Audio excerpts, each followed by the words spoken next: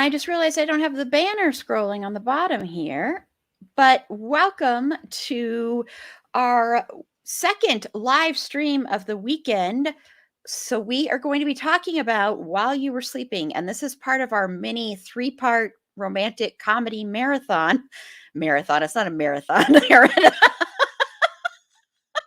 But celebration is the word I was looking for. I am so brain dead, and I woke up a lot earlier than I wanted to wake up this morning. So apologies, but this should be a fun conversation. I know all my panelists hate this movie, so just kidding, wink, wink.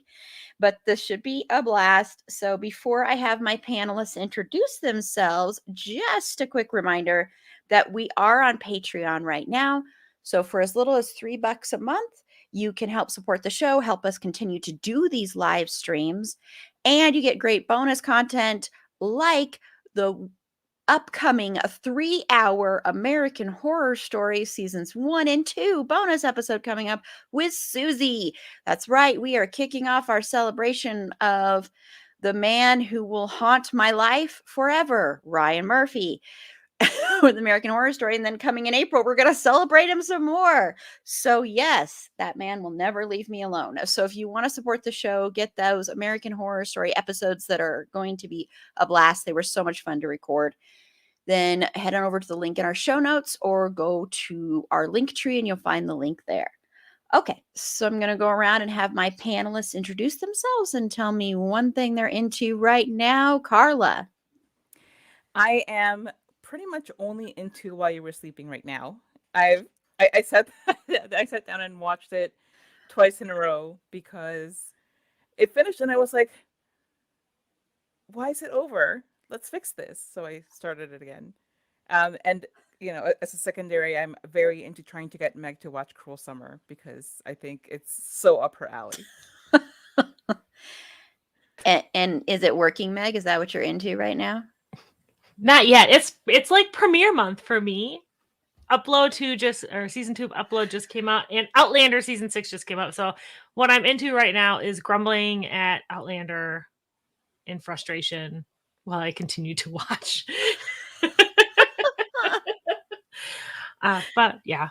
And Cruel Summer is on my list. It's just a long, long list. Yeah, I still don't remember which panelist it was that recommended that like months ago. Was that you, Susie? No, wasn't Susie. So Susie, I take it you are not into Cruel Summer right now. I don't even know what it is. I'm imagining like a Goosebumps situation, maybe. That just is what the name is implying to me. Yeah, well, I haven't watched it either, so I think Carla is the lone person. Maybe I made up. I am the sole expert on Cruel Summer on this panel. I honestly think you would all probably enjoy watching it, and I would be very interested to know what you thought about the ending. Okay, well, maybe I'll have to check it out sometime. So, what are you into though, Susie? Oh, I watched Turning Red last night, which is like the new Pixar animated film. And it's really cute. Like the animation is really adorable, and just the story that it has to tell is really sweet. And I wish I could turn into a giant bird panda as well, because it just seems like a lot of fun. Yes, don't we all? I don't really know that, but this is Erin, and what I'm into is not a show, not anything. Well, it is a show. It's the first teaser trailer for the new season of The Boys dropped today. So if you're listening to just the podcast episode, it dropped this past Saturday. And I am very, very excited. And Jensen Ackles was in this trailer as Soldier Boy, their take on Captain America. So I am very excited to see him in something really dark and twisted where, hopefully there's a lot of dark and twisted stuff he does. I know he's going to be an a-hole. So I'm also looking forward to that in a way too. I'm just glad to have him back on our screens. So yeah. And I don't know if you've watched it, Susie, but going back to our American Horror Story recording when we talked a lot about breastfeeding um, more than I thought I ever would. And there is a scene of somebody watching a cow being milked with a look of total absolute lust on his face. That's so disturbing. Is it So Homelander? I have yes, seen of like the course. boys. I haven't watched the second season yet. I don't know why. Like I thought it hadn't Oh, come I out thought, for some reason. yeah, it's gross. It's very disturbing. So so I'm excited about that. It's premiering June 4th. So yep. Okay, so let's get into While You Were Sleeping, the movie. Like I said, especially Carla hates this movie. So I don't know why she agreed to be on this panel. So, Carla, I'm sure it was very, very hard for you to come up with any answers for these questions. So I apologize for putting you through this pain. The But things that I do for the sake of our friendship, it's honestly like, where's my Nobel Prize? yeah, I know, I know. I think that actually should be reversed, but whatever. I'm just kidding.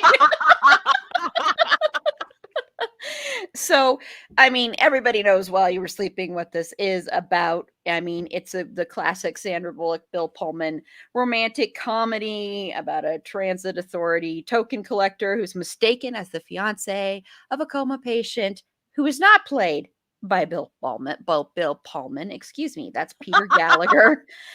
Sorry, Bill. Bill Pullman, that's his cousin. Yeah. So everybody knows this romantic comedy from the 1995.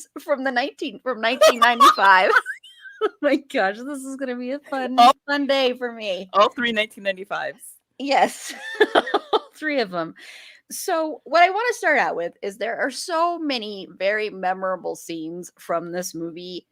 So Carla, I'm sure this was very hard for you to come up with, but what are three of your favorite scenes? It really is very hard because it could just be like just the whole movie 3 times. We're done. Okay, so Meg, no. What do you know? Carla took my again.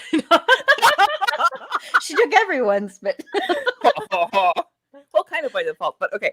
My three favorite scenes are when Lucy and Jack are kind of falling over each other in front of her apartment complex with the ice, and they're slipping, and they're cute and they're playful, and then they end up falling down, and he rips his pants, and she's like, "If you fit into my pants, I will kill myself." Like it was just so funny and cute, and the thing is, like, it was so natural, you know.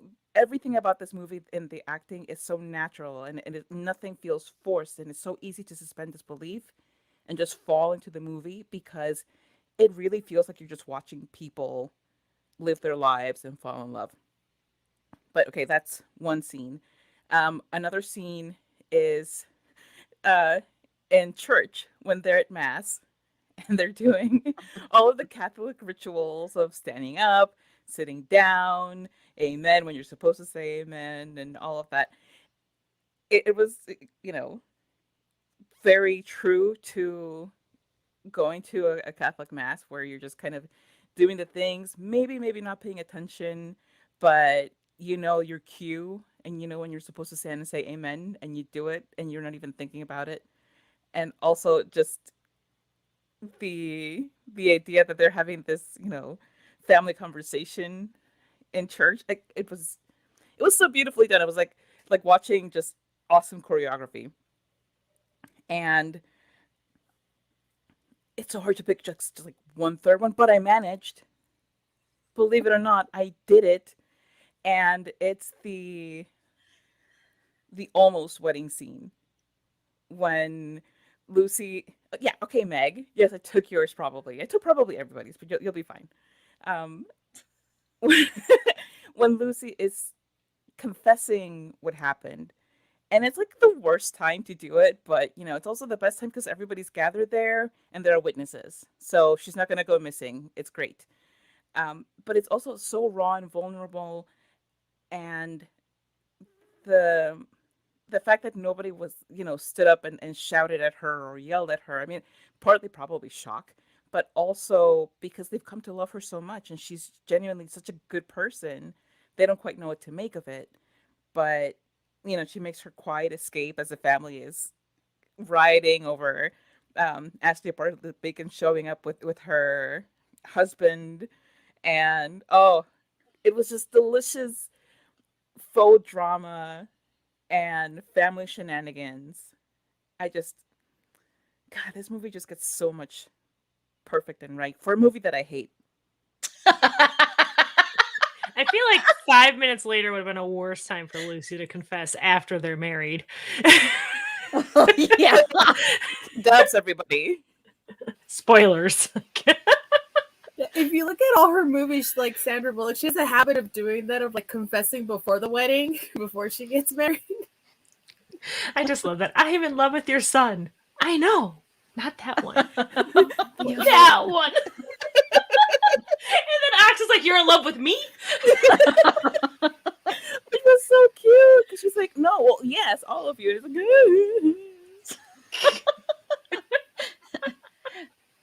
So Meg, were those all three of your scenes? No, thankfully. I only had to scramble for a couple. I really, really love the family dinner scene because it just feels so real. This whole family is just talking kind of over each other, and like Saul and Elise are talking about like how all the great actors are tall, and then he's like Dennis Hoffman. He's like, he's not tall. And then like it felt so real and just so sweet and fun. And then you got little like flirty eyes between Lucy and Jack, and it's very wholesome. It's very sweet. It reminds me a lot of just family in general. I want another recipe for those mashed potatoes because you kept saying that they were so creamy. I was like, They're pass so the recipe. creamy.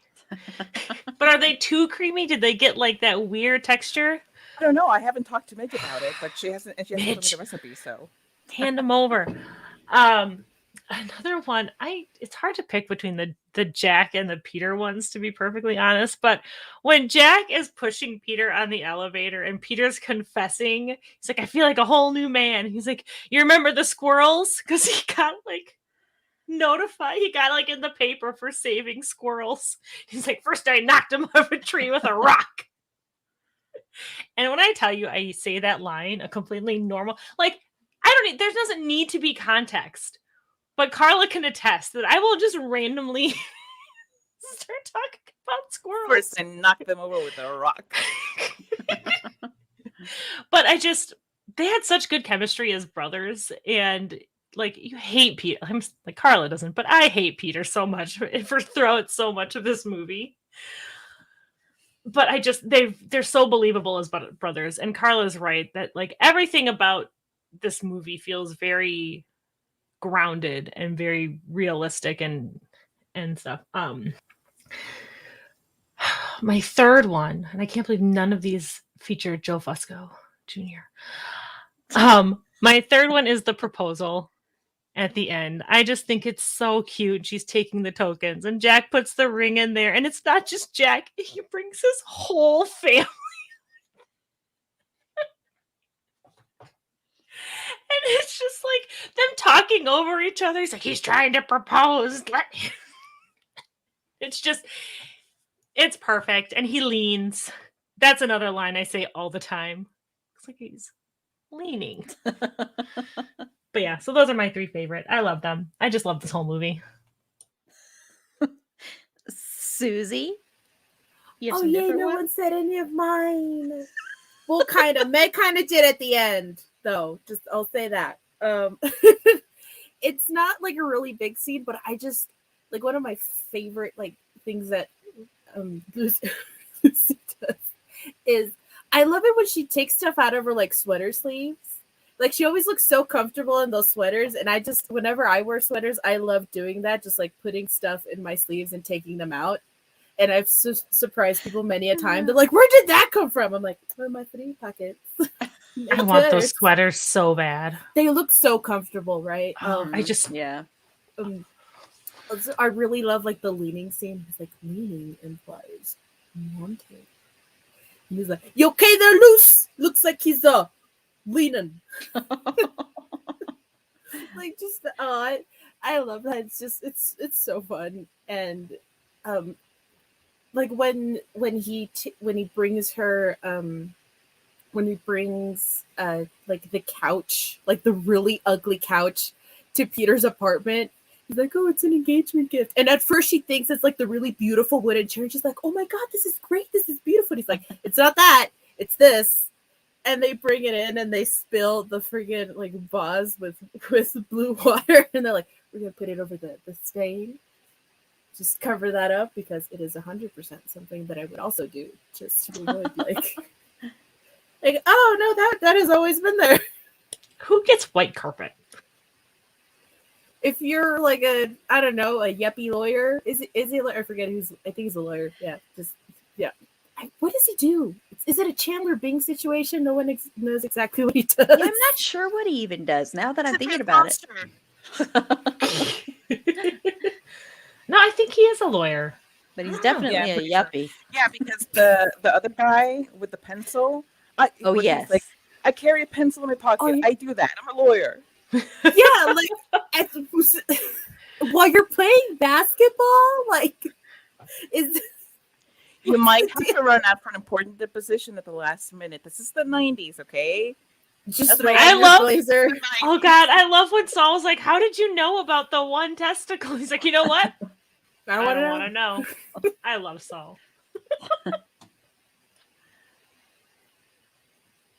Did you name all three? I thought you were. Yeah, those are my three. did- It was okay. the I couch, thought you. the Okay, I blade, thought you had one more. and the sweater sleeves. Yeah. Wow, it's amazing to me that everybody still has scenes left, which I guess says something about the movie because it's like I thought it'd be totally.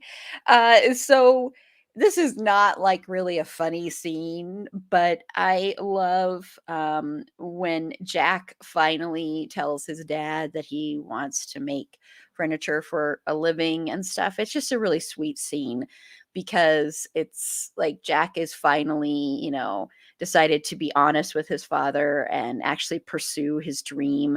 And I love the way the dad reacts. And I love that it's not like this yelling match and this, it's just this, thing of like, okay, yep, then go ahead. And, his father's only thing is, I could have sold this business a long time ago if you would have told me. And the whole, not saying we, but saying I and that kind of stuff. And then the, giving his father donuts when he's supposed to be eating bran muffins, which I don't even think bran muffins are thought of as healthy anymore either. So dates itself there a little bit, but I don't think they are. I don't know. But I love that scene a lot. I actually really I really like when there's the whole mistake that everybody thinks Lucy is pregnant and when she goes and then they also think that Jack is her fiance and they go to the New Year's Eve party and go in there and everybody's like, "Oh, it's Lucy's fiance." And then everybody's quiet when Jack says, "You can't drink that, you're pregnant." I just love that whole interaction because it's so, that is a very, you'll see that in a lot of things where all of a sudden it gets very silent when someone says something really like shocking or embarrassing or something. But I really love that scene a lot. And I really, really love the very first time you ever see the family when they're coming into the emergency room and you just you get like instantly who this family is and who each character is and who each person is individually. And it's just such a well-written scene. It's really funny. It's sweet, endearing, and you instantly love this family. And you always wonder, man, Peter is kind of like, he's like kind of like the outcast of this family in this weird way because he's so not like them. It's like he went and instead of becoming a rebel and becoming like some free spirit, he became a yuppie as a way of rebelling from his family. So it's that's always been the most interesting part to me. And Peter is, yeah, we'll get into him here shortly. He is icky, but I love Peter Gallagher, so it's kind of like I forgive his ickiness. Okay, well, we're going to get into the characters here. So we're, of course, going to start with Lucy, played by Sandra Bullock, who is not, an ugly duckling or anything like that, like all these movies like to paint her out to be. But and has the best outfits of anybody in the movie, I think. So, Carla, I know you don't really like Lucy very much, but you put up with her. God, she's the worst. Oh, so obnoxious with her being so cute and funny and kind and loving and so relatable. And yeah, like, okay, they try to make her ugly by giving her awkward bangs. Oh no, Sandra Bullock is now slightly less attractive. And even then, she's not because she pulls them off like a boss. I was gonna say those bangs actually look pretty good on her. They look good on her because she can pull anything off because she's Sandra Bullock. But Lucy, I think from the very moment that the narration starts, you fall in love with her. And again, this is, the movie, everything in it just feels so natural. This is one of those few voiceover intros into a movie by protagonists that I don't dislike, because so often it just feels like somebody is sitting there, like pointing a hose at them and being like, I will squirt you if you don't recite this. And it just doesn't sound at all. Well, I'm trying to use a less violent descriptor than I could. I will squirt you. I will squirt you with water. Oh my god! I did not even think about it. Like, you perverts! We're talking about a wholesome family classic. With my hose. I know you did say hose. It is. This is an afternoon live stream, It is Carla. 3 p.m. on a weekend. This is family gathering time, you absolute perverts. But yes, so a lot of the times when there's a voiceover intro to a movie, it sounds so forced, it sounds so fake. But Sandra Bullock's reading of it sounds so natural. It sounds like you're just like sitting next to her in a coffee shop and she's telling you about her life. And it just has like such a beautiful flow to it. And that's when you fall in love with Lucy, I think, because she just sounds so approachable. You haven't even actually seen her at this point, but she sounds like somebody that you wouldn't mind sitting next to in a coffee shop. Unlike most people in my experience. That may be just me, but yeah. But Lucy, beyond this moment, she is like the picture of loneliness and of being just so alone in the world that like you think you have a rapport with the hot dog stand guy and you ask him to get you your usual and he's like, what's your usual? Her The only person who could really be called her friend is Celeste, the fellow toll booth worker, and they don't seem to have like that much of a connection either. So she's just like really floating alone in this world, and be sad that your boss is just kind of taking it for granted that you can work on Christmas because you're the only one without a family. Like that's kind of really mean, Jerry. But you're set up to love her from the beginning, and Sandra Bullock just makes it so easy by making her so accessible.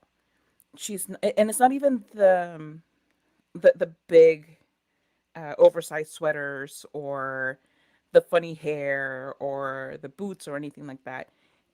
It's just the way she carries herself and the way that she's presenting herself in a very vulnerable manner where she's kind of afraid to bother anybody.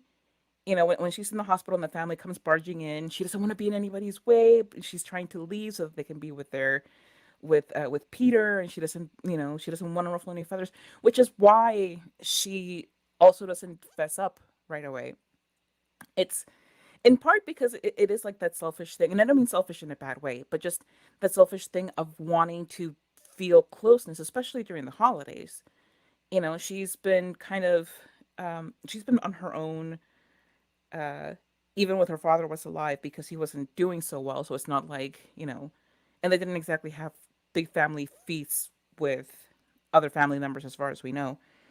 But this is the first time that she's been in a big family situation and she's watching them be chaotic and, trip over each other and talk over each other.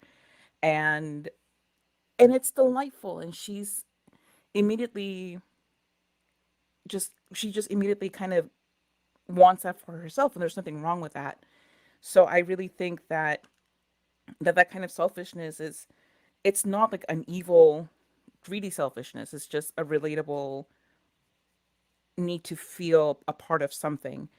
Um, and it's really hard to begrudge her not speaking up sooner, especially when Saul keeps telling her, I'll take care of it. I got it. Don't worry about it. I got it. Don't worry about it. She doesn't want Elsie to have a heart attack or an episode. She doesn't want um she doesn't want them to stop loving her. She wants the truth to come out, but she also doesn't want to do it at the expense of this relationship that she's forging with everybody. And then her falling in love with Jack, it's so sweet and just so organic. It just seems to just happen. It's not some, fairy tale thing. It's two people who have a chemistry and who seem to delight in each other's presence. Um, and it's also partly because Lucy, for all that she's been through in her life, is very open and accepting and loving. Um, I just there's she's one of the few characters I think that I really completely love. That I just when I think of not perfect characters, but just characters that are near perfect, Lucy is near the top because she just seems like such a wonderful person. She like I wanted to be her friend. I wanted to be like, come have the holidays with me. Like whatever. We can trade sweaters. Mine aren't as spacious as yours, and yours probably won't reach past my wrist, but we can try. I'll be your bestie, Lucy. Wow. Sorry, Meg. This is You've been 1995, Meg. replaced. Don't forget. Yeah. Drop down. So, Meg. Yeah, I think Carla actually kind of said a lot of the points, of course, because Carla and I have talked about this character so much. But I just think I agree. I think she's wonderful. I think her loneliness is palpable. But it doesn't, like Carla said, it doesn't make her feel bitter. I think they did such a good job with introducing her. My only thing against Lucy is that she doesn't think Wisconsin is exotic, which I take exception to. I don't think Wisconsinites get an opinion. Shh. She's from Illinois, so we can't really trust her judgment anyway. Wow. This is the shortest appearance Meg has ever had on this show. Come on. Kidding, Everyone's love you. allowed rivalries.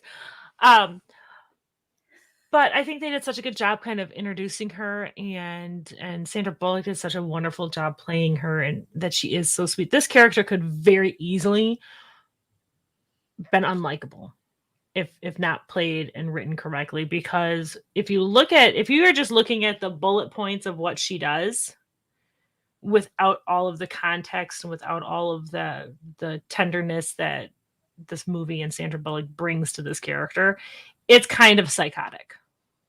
Like, if you're just looking bullet point, like, yeah, lying about being someone's fiance, cool, and then continuing this ruse and then like falling in love with his brother, it could be, but they did such a good job of making Lucy so likable, so lovable, and just it's very clear that she's not wanting to hurt anybody and she's not doing it for any kind of personal gains.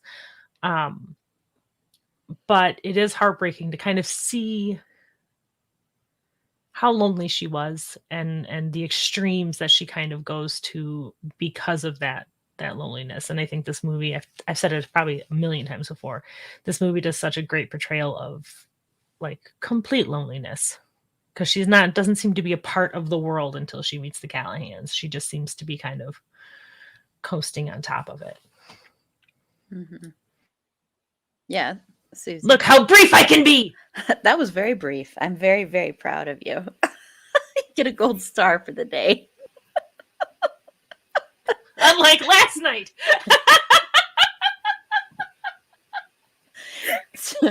So, Susie, are you going to earn a gold star too? No. Rebel. No, oh, I love this movie so much, and it's one of my favorites, and I really love Lucy. She's presented to us as this like only child who never really had a really big family like to begin with growing up, and I can relate to that personally, and it just kind of makes me like love her even more.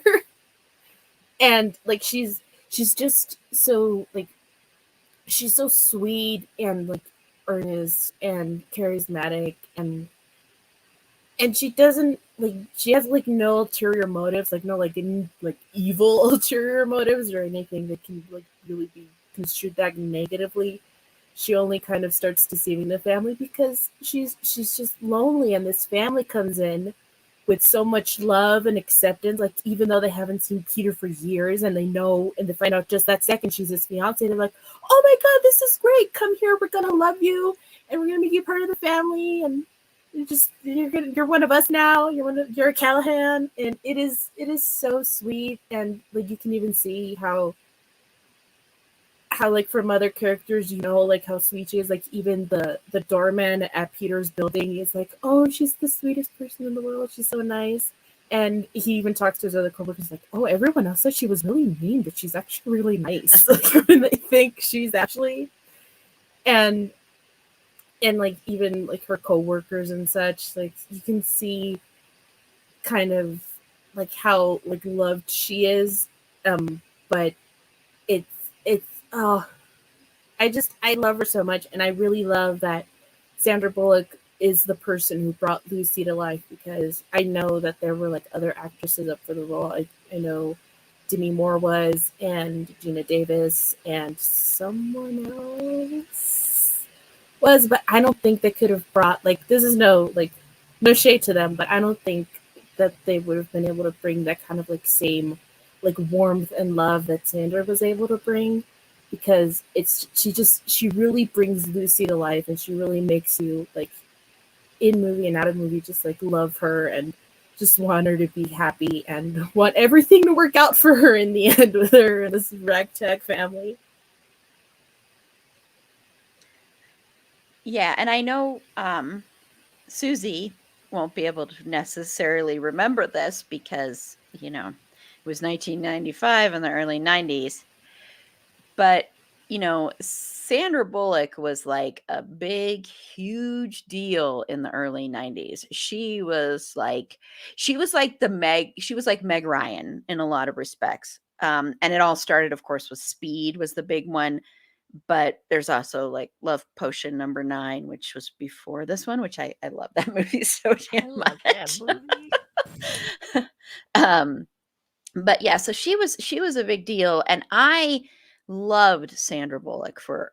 I mean, I still like her, but not to the amount that I did at this time. And she was like one of my favorite actresses to watch on screen, especially in these kind of movies. And I agree with what Susie said. I can't imagine another actress playing this role the way that she played it. Like she brings this sense of warmth and heart, and like this sense of what's so unique about Sandra Bullock and what she brings to a lot of her characters is they don't seem out of reach to you. Like they don't seem like a character that you couldn't relate to or couldn't be friends with. Like almost all of her characters feel like characters you could actually sit there and have a drink with, eat, have coffee, whatever. They don't seem out of reach. And I think that is a unique gift that she brings, because even though she is, stunningly gorgeous and she's a movie star and all that, she's so approachable on screen and so likable on screen that it makes you fall in love with Lucy even more. And so, once again, no shade to those actresses, but if any of those actresses had taken this on, I don't know if she would have been that way. I don't know if we would have been like, "Oh, I wanna go hang out with her. I wanna be friends with her." And I actually think I could be friends with her. So, that's a difference there. And yes, it is silly to try and make her be like the person that no guy is gonna fall in love with, because I mean, hello, it's just BS. And they just try to do it with the way she does her hair even, and the way she dresses, even though I love the way she dresses, but it just doesn't make sense. But she's just so likable and sweet, and you just are like, I know you're lonely, but I want to be your friend. Like Carla said, I'll make sure you're not lonely. And what I love is that even though she feels like she doesn't have anybody in her life, and she doesn't, she's very alone. She has some friends, but they're not like, I don't know. It's I get the feeling like she doesn't even get invited for Christmas dinners or Thanksgiving dinners by her friends. But this family, the Callahans, instantly love her. It's like they can see what her dad saw. I think that's what it is they can see what her dad saw in her when she was a little girl. And it's just beautiful. And she's just one of my favorite leading female characters in a romantic comedy ever is Lucy for sure. And this movie wouldn't work if you didn't like Lucy because she could, like Meg said, be very unlikable. And I think if she had been played by somebody else, she might have been unlikable. So yeah. Just call us all Desi Arnaz. I What? love Lucy. Oh. I meant to say that. Oh I'm so my tired. God. Okay. Oh, such a missed opportunity to have that line in the movie. Just have someone go, Lucy, That's you got true. some explaining to do. And then get sued. Because I'm sure that's copyrighted. Yeah. Okay, well, let's move on to Bill Pullman's character, Jack, the love interest. So Carla, I know you also have a hard time with this character, but Oh, and God, especially way the actor. Bill Pullman this and Bill Pullman that, and Bill Pullman all over the place, and his beautiful face, and gross. And there's, just I was misled into having a crush on him by his wily beauty and good actingness. But Jack was, when you're forming ideas in your youth of what you want in a partner, and a lot of it sometimes can be formed by the media that you consume. And you're a telenovela kid, and you're from a long line of telenovela people. I say long line, although really, was there TV? Was there telenovelas that far back? Not the point. So I'm a telenovela person, and all of the guys were just very, or the ones that you're supposed to fall in love with are typically rich and dramatic and outlandish and whatever. And here comes Bill Pullman, and he's so just unassuming and fun and just seemingly straightforward in this, and also in Spaceballs, because Lone Star Lone Star, he was like a salt of the earth kind of guy, kind of space hero who just happened to have a Mog for a best friend. Yeah, I'm wearing a Spaceballs shirt. Okay, like I'm having a moment. I'm Says, like this. Like I can. You can see. Oh, okay. See, I couldn't see it. I am your father's brother's nephew's cousin's former roommate, and of course that makes you absolutely nothing to him. But okay, so back to Jack. Jack, when I was forming my impressions of what I would want in a future partner, somebody like Jack, who first of all, he has a great relationship with his family. He looks out for them, which I thought was, I think a lot of not a lot of, but the criticisms that I've read about Jack have to do with how defensive he is and how he doesn't trust Lucy. And I'm like, well, why should he trust Lucy? Like, this is the first he's heard of her. He has reason to be suspicious, in part because she is suspicious. And there's nothing wrong with looking out for your folks. But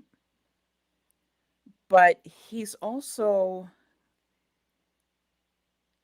very sweet and giving and kind.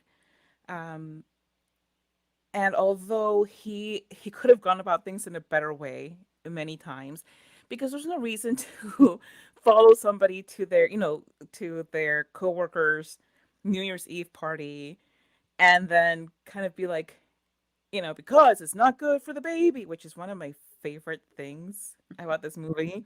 And when I was pregnant, I used to say that to my husband all the time. Like, I can't do that because it's not good for the baby. Um, and his suspiciousness of Joe Fusco Jr., which, I mean, honestly, you meet Joe Jr., and the first thing you do is take him at his word that he's dating Lucy. Just like, no big deal. Joe Fusco Jr. said that you're dating him, so clearly this is a correct assessment of how wrong you are. Um, but I do like that. I do like that he follows up on things. He's not just letting this woman come into his family's life and um, and do who knows what. And then he does apologize for all the times in which he was not as trusting as he could have been. Um, and even as she's pouring out her confession at the chapel, and this is the first time that he's really learning everything that's going on, um, that he didn't know, he doesn't jump at her. He doesn't, go like, "Ha, I was right," or anything like that. Um, he just looks kind of sad, kind of like, this is not what I had hoped for. This isn't the outcome that I had hoped for. Like for a second, looks like he's getting what he would like, which is to be with this woman that he thought was off limits, and then in a flash, that's gone too. And I've heard other criticism about him, about Jack being like anti-woman, and yeah, like, uh, and it comes down to like the most ridiculous thing, which is when uh, Peter is still in a coma, and Jack is playing cards with him, and he says, "Okay, high card gets Lucy," and somebody said like, "Oh my god," like as if she's a token or whatever. It's like, it's a silly game with his comatose brother, and there's no way that he would actually, you know, this isn't some medieval movie where she's actually going to be taken away by the guards and, dressed up in a fairy tale princess gown to be married off to him just by look of the draw. But yeah, some people get really ridiculous because people are just like looking for something to hate about this movie, and I'm telling you that you're wrong because it's a perfect movie. But yes, what it comes down to about Jack is that Bill Pullman is just like Sandra Bullock, where she's so relatable and so casual in her acting, and that's why you can suspend disbelief. Same thing with Bill Pullman. You just get pulled in because he is very natural in his movements and in his facial expressions. There's nothing too what's it called, over the top with what he does, and it matches perfectly with her acting, and you just really want to see them be happy and go on trips together and fill up her passport. Yes. Man, I can't believe there's criticism about. I haven't heard any of this criticism anywhere ever. I've never heard a single bad word said about him, so that makes me really glad that I haven't seen it, but it makes me sad that it's out there because whatever. Because people are trash, Ari. People are trash. They are. So Meg, are you that person out there spreading these lies about Jack? I feel like this is evidence that there are some people who just want to be upset. Yes. Because, and we talked a little bit about this last night when we were talking about 10 Things I Hate About You. It's like when the singing scene, like there's plenty of that movie to criticize, especially looking at it now. Mm-hmm. But like, that's not it. But the idea that this guy who is having a tender, like sad, introspective moment with his brother, which is what that really is, because his brother's in a coma, and he's just like kind of heartbroken because he's conflicted because he's falling in love with his brother's fiance as far as he knows, and him and it's not like his brother he get along or anything, but still, and he's just having this little moment where he's just like, okay, I love that scene. Like that was going to be, I had considered putting that in one of my top 3 favorite scenes because it is heartbreaking. And Bill Pullman, Bill Pullman does a fantastic job as Jack. I'm like, I didn't see him as a romantic lead before I saw this movie, but I was 11 when this movie came out. So Don't say it, Susie. I wasn't seeing a lot of men in a romantic lead aspect quite yet, except for Leonardo DiCaprio in Titanic. But I was 12 when that movie came out. Even when baby Susie saw this movie, she was like, "You can get it, Bill Pullman. I love you so much." Like the real thirst started with Independence Day for me, because he was just very Ooh. like Giving that speech, the thirst, commanding that megaphone. Yeah. But anyway, we're just gonna have to do a Bill Pullman episode. We're just gonna keep adding to Aaron's list. Yeah, because I have never seen Independence Day, so it's not my kind of just anyway.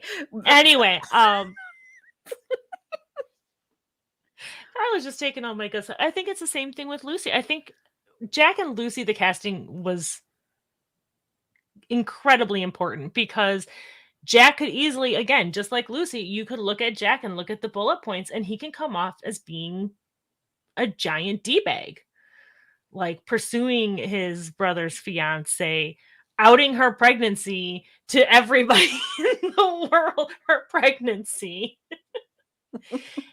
And like, I could, if it were played by anyone but Bill Pullman, if it was played like, I don't know. I don't understand the criticism. I was completely thrown from anything I was going to talk about with Jack when I heard about this criticism for that scene, because it's just, some people just need to dial it back a little bit. Like, we can enjoy things. You can just like things. Even if they're problematic, you can like them. It's okay. You just have to know, but you're wrong if this one is something that you're saying. I don't know. I was so thrown. I have no more thoughts. Huh? I have no more thoughts about Jack, because I was just completely thrown for a loop. I love him. I love him so much. I love him in his family's relationship. I really appreciated that they still put conflict in there with him and his dad, because like this family was so close to being too perfect especially like for Lucy. And this is it, just having that little thing where he wants to leave the business, but he doesn't want to leave his dad behind. And that whole line when he's talking about like, it used to be Callahan's and Sons, now it's Callahan and Son, and if I leave, then what'll it be? And that juxtaposition to Ox being like, I wish you had said something years ago, I could have sold it for a fortune. And it's just it's sweet, and that's yep. I'm sorry, I just can't anymore. The problematic. I know. Oh my gosh. Carly, you ruined my day. You blew my mind. I think this is one of those typical things where people learn a word on Twitter and they apply to everything, whether it applies or not. This is like the way that we take words like fetch of it all, woke or problematic or intersectional, and suddenly it's like, oh, I had an intersectional sandwich today. Yeah, because it had both vegan ingredients and meat ingredients. I'm exaggerating, but you're not too far off. But honestly, people take a word and just throw it around all over the place, and it completely loses its meaning and its purpose. And in this sense, it's like, you're not calling out anything particularly awful or anything that furthers a stigma or a harm.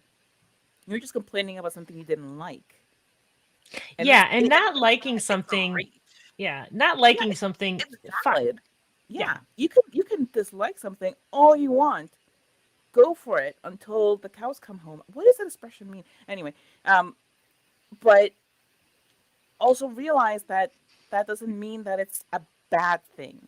Yeah, it's not harming anyone, and it also dilutes the actual stuff. Like it dilutes actual problematic stuff and actual issues that are harming people, because like, oh yeah, look at you, sure, you're upset by all this going on, but you're upset about like anyone who's gonna say that, I'm like, I can't take anything you have terrible taste, I'm sorry. I'm done. Yeah, I'm gonna assure myself. So Susie, do you have a problem with Jack? I do. By the fact that he didn't marry me. No. The fact that he didn't marry me. No, but why not? At least a wooden chair. Why haven't I got one? No, but I love Jack so much. He's like a hedgehog, you know. You meet him and initially he's like just like a prickly little guy, and then the more you get to know him, like he has so much more like underneath that, and he's just so sweet. Like he cares so much for his family and he loves them so much and he's looking out for them. Like he's willing to sacrifice his own like career, like life dreams in order to like make his father happy. He's like, oh, I don't care if I like never do the carpentry thing because I want to be there for my dad, because if not, it's just going to be Callahan, and that's probably not what he wants, and he doesn't want to disappoint his father. And even when he tells dad, his dad's like, oh my god, are you like, you could have said this years ago, could be rich, I tell you. And it's like, it's just a great, like, even, and he's just such a good guy. Like even like before the wedding, like Lucy gives him a chance for him to tell her like, don't marry my brother, marry me. And he doesn't. He just he kind of like lets her go. And like even though he could have told her, but he still loves his brother, and in that moment he thinks that his brother is like loves her too, and he doesn't want to ruin like a chance that his brother could have at happiness with this wonderful woman, because who among us would not want to marry Lucy as well? But like I can't see his character being played by anyone else, because like I said, like even Baby Me, like this movie was the first time other than Independence Day when I saw like Bill Pullman in any romantic capacity. And even like 6-year-old Susie was like, oh my god, yes, you go Bill Pullman, you get me. Yeah, I was in love with this man. I still am. Like he can still get it. But just the character of Jack, I really love it, and I really love his relationship with Lucy and how they go from a place of like somewhat animosity on his end to friendship, and then like falling in love with each other and just like caring for each other, and it's great. He makes me happy. Okay, I want to preface this by saying I love Jack. I love the character Jack a lot. I do not find Bill Pullman attractive at all. So I apologize.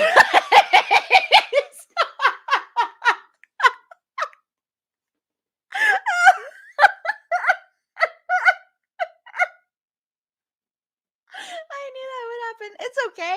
Now we can end the show early. So I lost my whole panel. I knew that would happen, but that's okay. We'll just end the show early. Amazing. I knew that's what was going to happen. I love how we all left simultaneously. I know. It was awesome. The It was stink kind of eye why I did and it. then leaving. It was kind of why I did it. And it's not because I don't like Jack, because I love Jack. I think Jack is amazing. And what I think is great about Jack and Bill Pullman in general in this movie is this is not really your typical rom-com lead, like the person that she would be. Honestly, as far as actors and stuff like that goes, you would probably have someone who was more, or at least looks wise, and even in some respects, attitude wise, not quite, but someone like Peter in a role like this. So it's really interesting to have a guy like Jack who isn't honestly your typical rom-com guy. People weren't always casting him in that, which I'm not saying that as a slight on him. I'm just saying it's as a fact. I mean, there weren't a lot of people like that who were in these kind of roles, or a lot of those characters.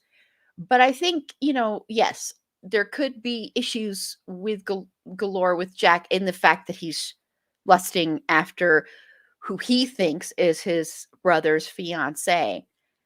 But he's not doing it in this way that's like lecherous. He's not doing it in this way that's scuzzy or schemy.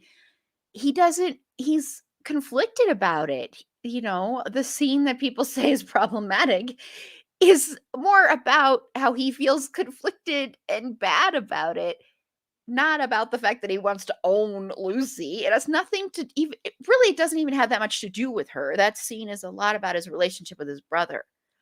And people are missing that when they're just looking at the surface of what the dialogue is, because it's a lot more than that.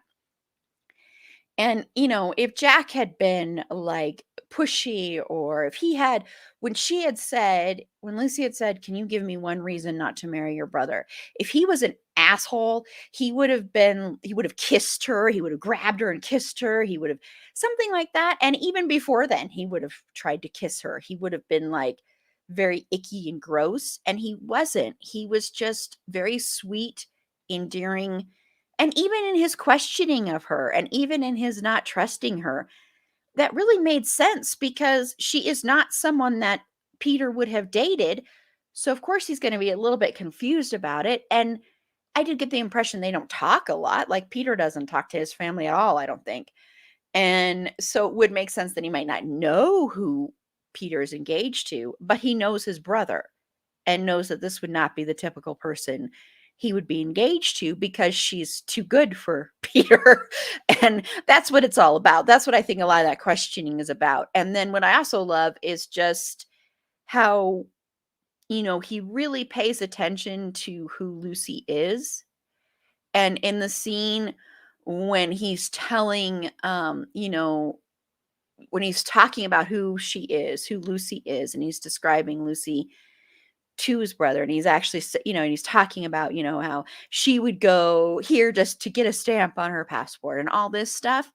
You can tell this person from there. I mean, they have spent like maybe like a week together at the most, but he listens to every single word she says and takes it in. And you don't even realize how much he's paid attention to her until that scene.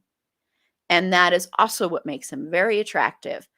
Granted, I would hate for anyone to propose to me the way that he did, but in their relationship, it makes sense. If it had been any other relationship, if someone did that to me, I'd be like, why the hell is your fucking family here? And why are you doing this to me at work in a public place, dude?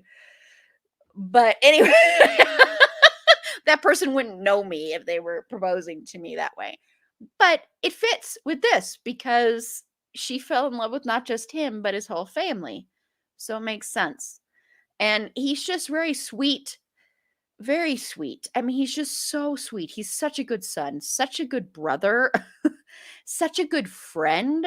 I mean, he's a really good friend, and he just genuinely cares. And yes, I said the blasphemous thing about Bill Pullman. I apologize. It's just my taste. He's not my type. But the character, I can't hear you. I didn't hear you at all. It's okay to have a wrong opinion. What?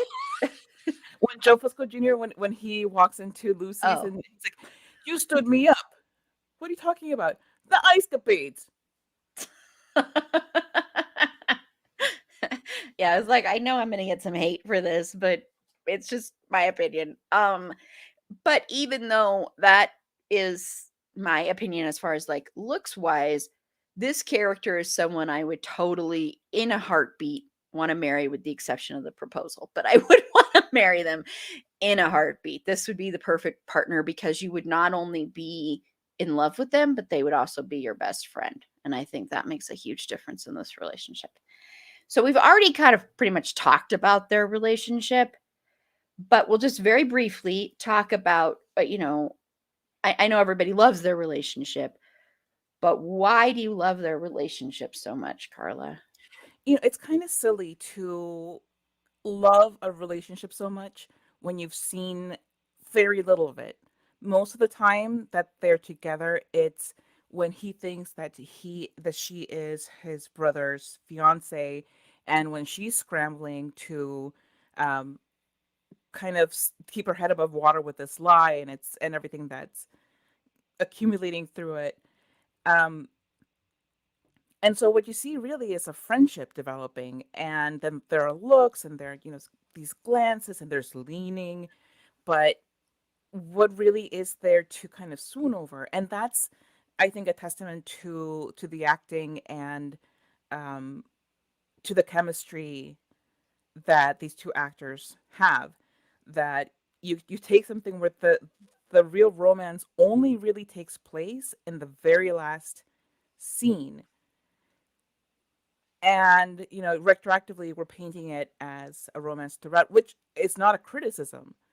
In fact, it's praise for how well this develops, and um how well it's put forth in the film, because there's a lot to be said for furtive glances, and for pining, and uh enemies to lovers, and whatever. It has like all of these tropes wrapped up in it, and it's beautiful, and I love it.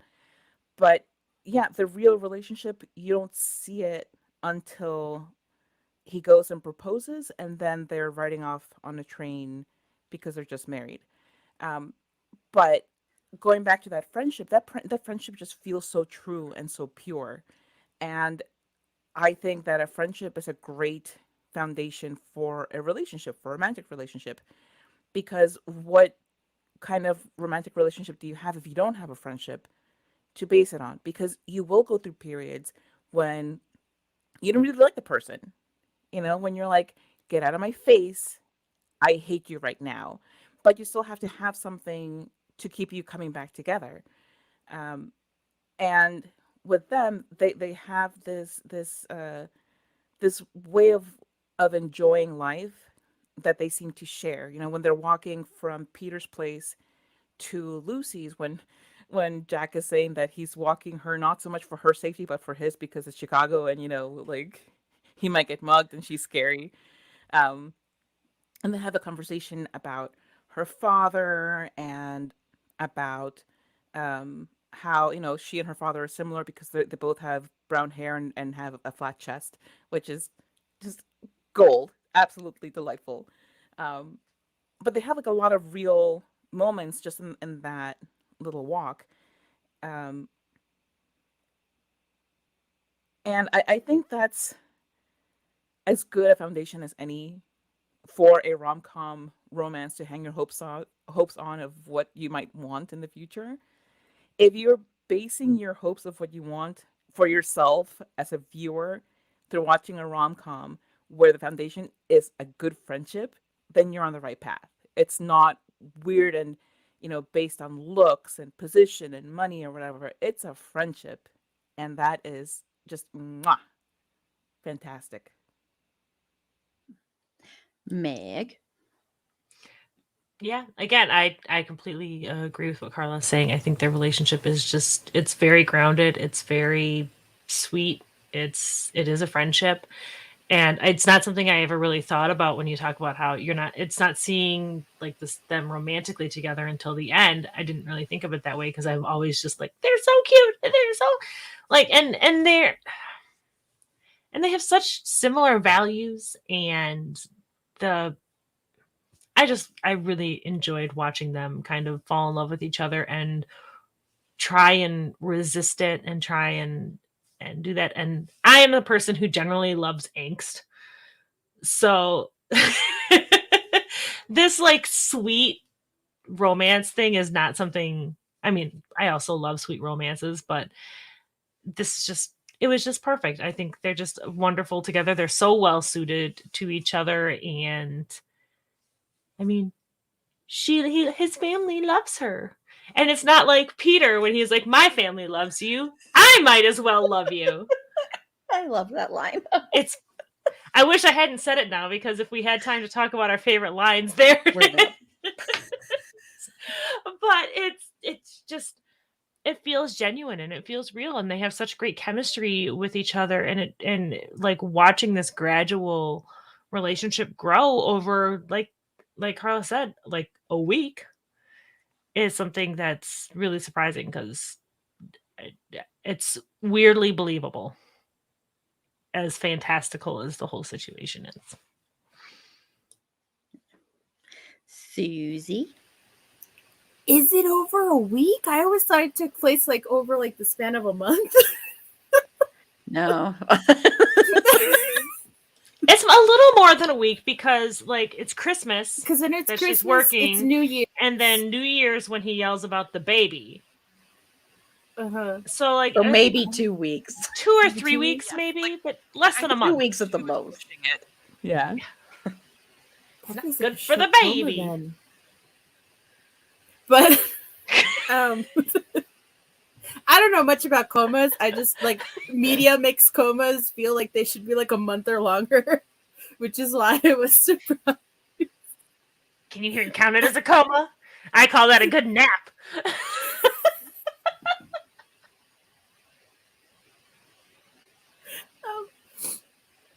But like I said, like before when I was talking about Jack, I really love his and Lucy's relationship. They do start off on kind of like unsteady footing of him being really suspicious of this new person who's just appeared in their lives and questioning her like why she's there, like rightfully so, and wanting to protect his family from being hurt because his brother's unconscious. Like he has no way to back up what she's saying. But like how they grow to like learn more about each other and she's like, you should tell your dad about your business because it's what you want to do. And he talks to her like, oh, you should go travel and how they get to know each other and care for each other like as friends even and you see them struggling with like their romantic feelings for each other and like at the end when they finally are able to like express that like the joy that gives them and I think like I think the proposal is very sweet in it that it fits them very much because when Lucy is accepting that proposal, she's not only marrying him, she's marrying into the family. And it's something she wants to like to have this big family and to belong and they always made her feel so loved and accepted. And like it makes sense like why it would be like in the setting like why it would be set that way, but it's yeah, just like Carla said it so well before, but yeah, I like seeing that progression of like how it's a friendship that you can. It's like when people say, "Oh, I married my best friend." Like, yeah. Mm-hmm. Yeah, it's like a perfect relationship in the fact that it's not perfect. I mean, it's the way to kind of. I mean, they're perfect for each other and they're best friends and they love each other and they fell in love extremely quickly, but like 2 weeks, we'll give them 2 weeks. We'll say it was 2 weeks to be nice. Of constant contact.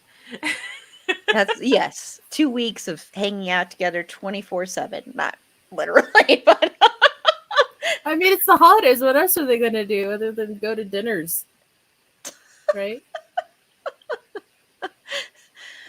but they are a couple that I can see like, you know, one of those couples where I don't know what it says about me, but I think it's one of the most romantic things, honestly, when I know this probably sounds weird to people, but those couples that, they grow really old together and they're like in their 80s or 90s, and one passes, and then like a week or so later, the other passes.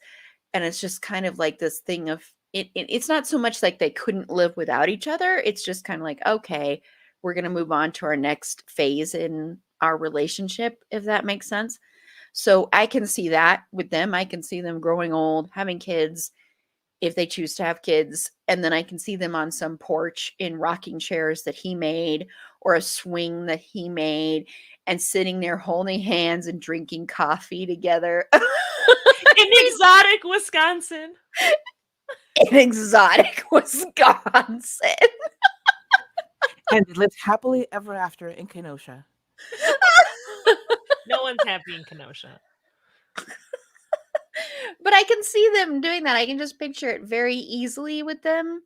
And whereas I think with some movies where you see like these quick courtships and, like in a lot of Hallmark movies and a lot of Christmas time movies, you'll see people get together really quickly. And in the back of your head, this relationship has about 2 months and then they're done. This is not like that. This is very much these two not only love each other, but they like each other. And I think that's a big, big difference because you can love someone and not really like them, honestly. So, and that's not the case with them. And I just think they'd be one that they could just finish each other's sentences, but not in an annoying way. They could have a fight, but still love each other and love each. I was not talking about you, Meg, by the way. I'm talking about those annoying couples. That's that- her thinking that I'm thinking that about her. okay. That was not at all. Not finish your sentence so much as just start my own. But you know those annoying couples that are just, oh, you're just like, okay, get a room. You're kind of annoying to watch. They wouldn't be like that. They would be just so cute and adorable. And I would just, they'd be someone that you would envy their relationship and want their relationship. But yeah, I want to see the sequel of them just sitting on the chair getting old. I mean, not that I want them to Just get old. rocking to their death. They're just on an ice floe somewhere, rocking to the sunset. But the one thing though is that I think a lot of the times in movies that portray a quick romance where people fall in love quickly, there's a lot of bickering in the getting to know you process, and that makes it less believable that they will end up happily together in the long run. Whereas in this movie, there's not this squabbling or this picking at each other. There's getting to know you, and there's like a couple of times when he rightfully has concerns, but in all, the thing with the relationship is that it's respectful and it's friendly and it's mutual. Yeah, I feel like if with the enemies to lovers things, you have to go either whole hog, like 100% hate the other person to falling in love with them because they're so two sides of the same coin, basically, or you can't have it at all because the bickering and squabbling doesn't come off as enemies to lovers. It comes off as why these two people are not suited to each other. There's no chemistry. Like even really good enemies to lovers, that chemistry is there, and that is more believable to me than people who just like snip at each other and are already acting like they're married, frankly like a boomer marriage. If I'm being honest, like those older people who are like talking about their wife being the ball and chain or not wanting to spend time with their spouse. Like, why would you marry someone that you didn't want to be with? But yeah. But if they full on hate each other, that's hot.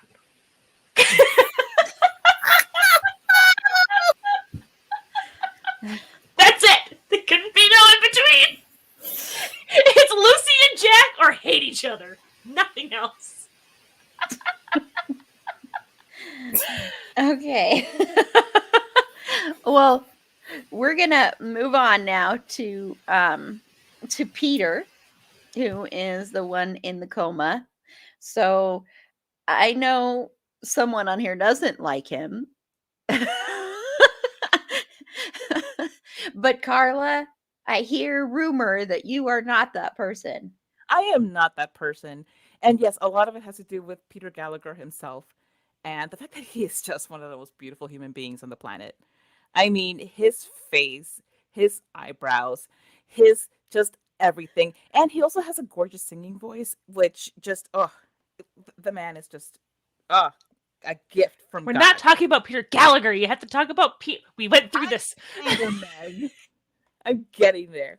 But Peter Callahan is a fool, and he is pompous, and he's so full of himself. But you don't really get to know a lot of this until the last few minutes of the movie where he comes out of the coma and he is interacting with everybody.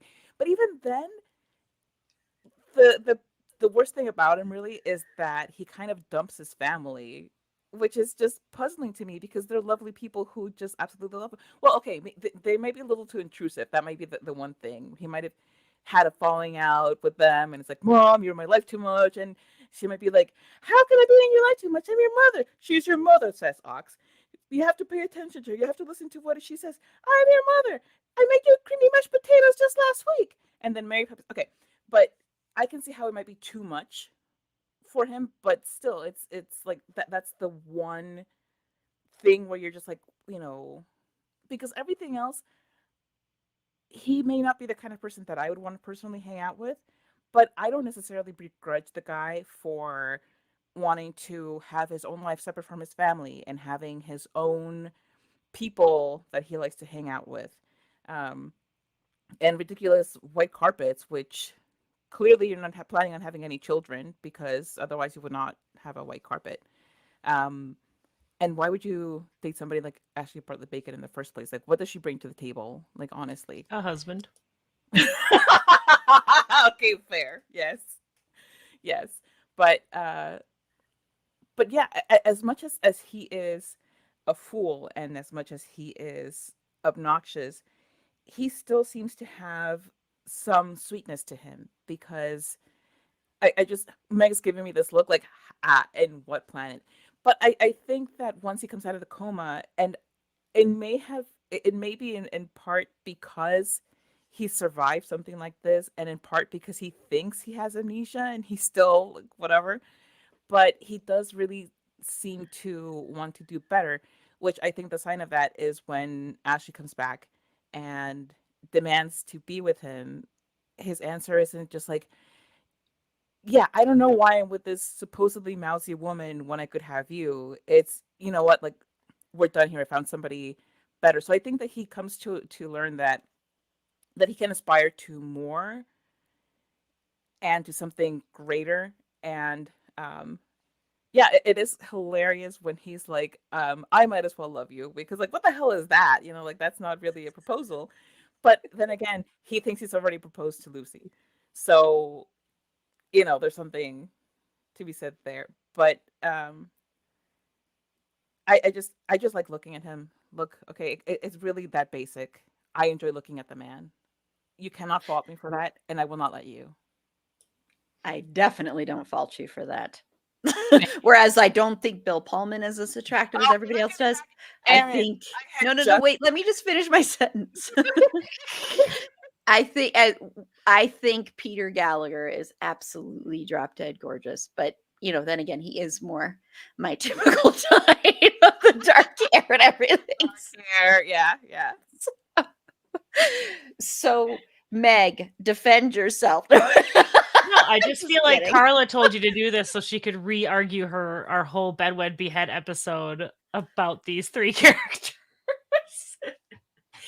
Okay, I don't like hate Peter, but I don't like him really very much. I don't feel like he really has very many redeeming qualities. It's not just like, this isn't like, oh, I'm just growing apart from my family and I'm setting boundaries. Like, this is a guy who, when he's a kid, he's throwing rocks at squirrels and then taking credit for saving them. That is psychotic. As far as you know, one time. As the one time that it was in the paper. He let them write a story and give him this hero worship because he threw rocks at baby squirrels. One time. He was a child. I mean, he also apparently made a friend like mad enough to stab him with a pencil, like right in the. That was an accident because lawyers carry pencils in their back pockets. During basketball games. I feel like this was very. He's lawyers are shifty. It was a very. Susie's getting all. She's getting excited, so she's getting really. With that statement hold up in court. This is actually like a mystery of what did Peter do to make his lawyer friend try and unman him? That's not the right word. Neuter? To deball him. Castrate. To deball him. To deball him. Yes. What did he do? Deflate him. No. So I feel like, yeah, we don't get to know Peter as much, but he's like, he's very shallow. He's very just, there's not a lot there. And yeah, he's like, I can't believe he's sitting there like, I must have amnesia. I remember literally everything about my life except this person who he still saw her every single day. But he never paid attention to her, of course. I don't know. I have issues with Peter. The whole, my family loves you, I might as well love you thing, that kind of cinched it for me, if I'm being totally honest. I'm just like, who says that? Like, it's such a backhanded comment. I don't know. I'm just not a big fan of Peter. I love Peter Gallagher. Peter Pumpkin Eater. Sorry. Peter Gallagher, he is the only thing that makes Peter even remotely, but he just, I don't know, he just doesn't, compared to literally every other person in this movie. I thought you were saying the world.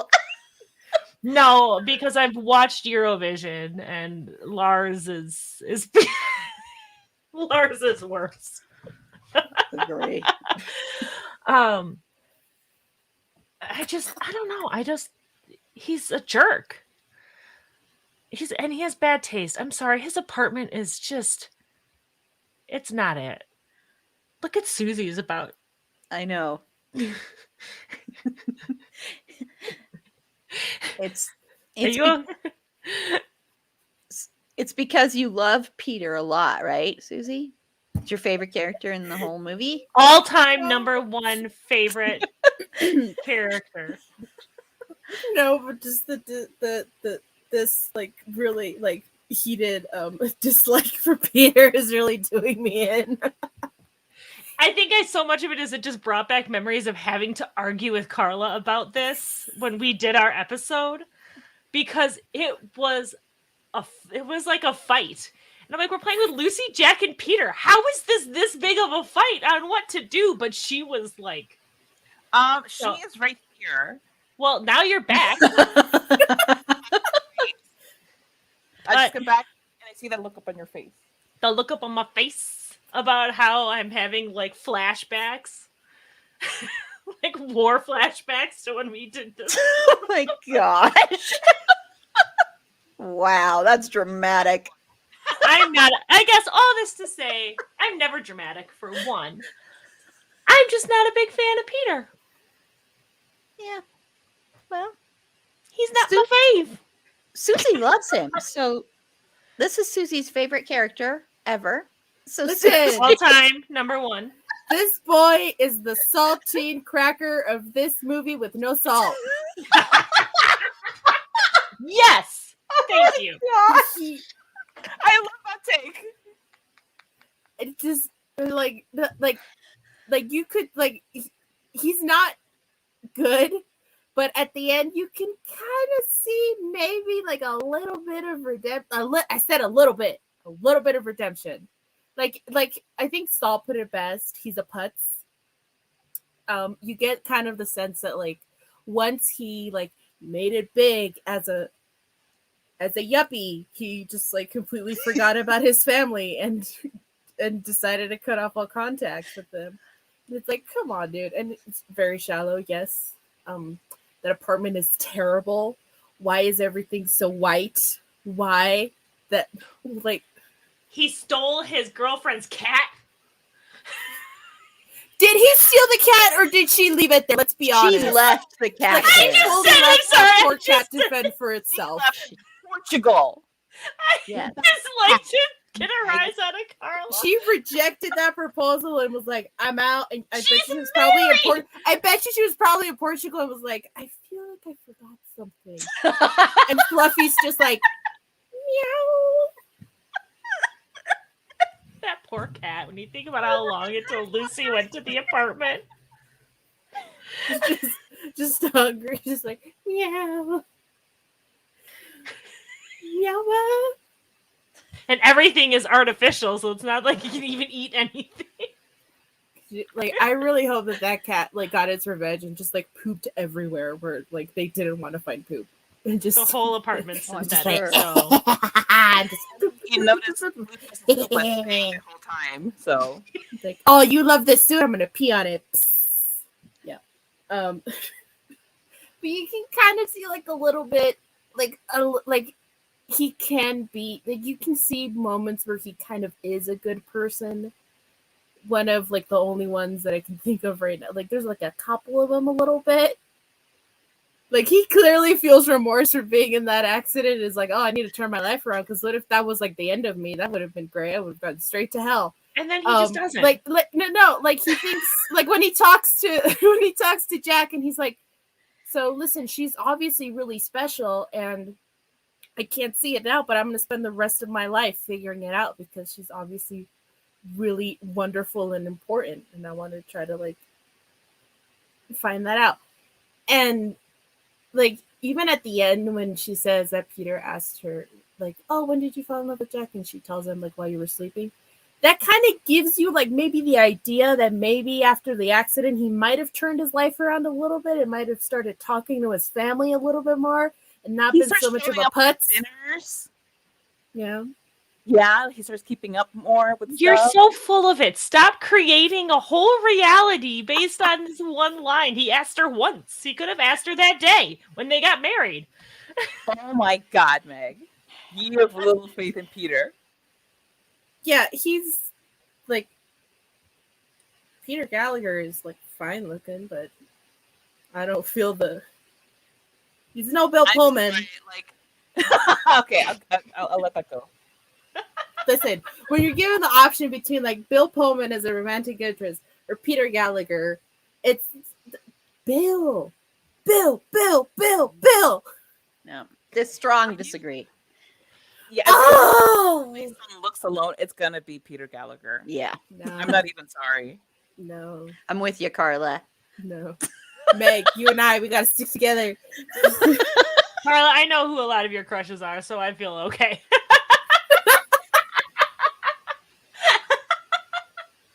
I love you. Oh, that's it. Sorry. No. So Peter, sorry.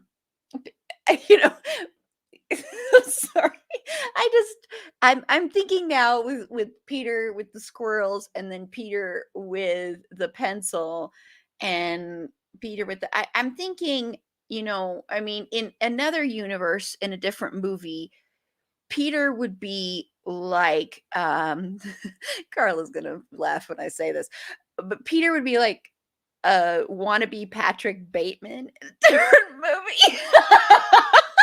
Oh my God.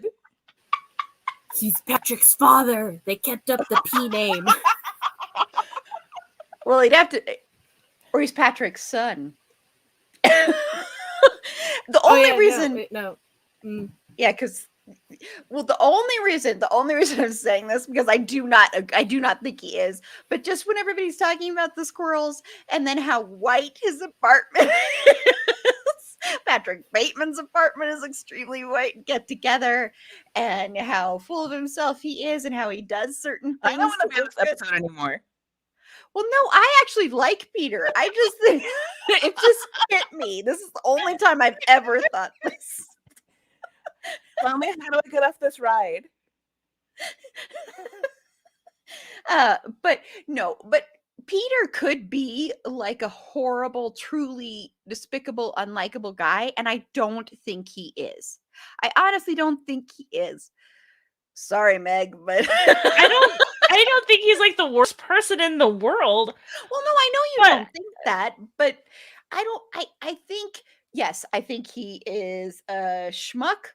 I think he is a yuppie, guy who's all about material, wealth and all that and status and looks.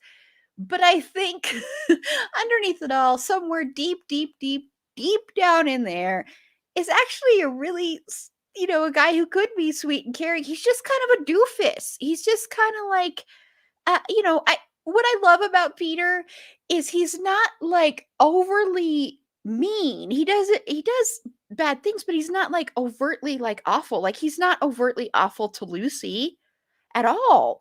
I mean, the fact that he accepts right away that he has amnesia, while it's stupid that he believes this, at the same time, that's what makes him not a bad person, because he doesn't like a fully totally bad person, because he doesn't go, what are you talking about? I hate this woman. I would never be with this woman. What are you talking about? He doesn't do that. He's kind of like, okay, I guess I have amnesia. I guess I found this good woman compared to Ashley Bartlett Bacon. I guess I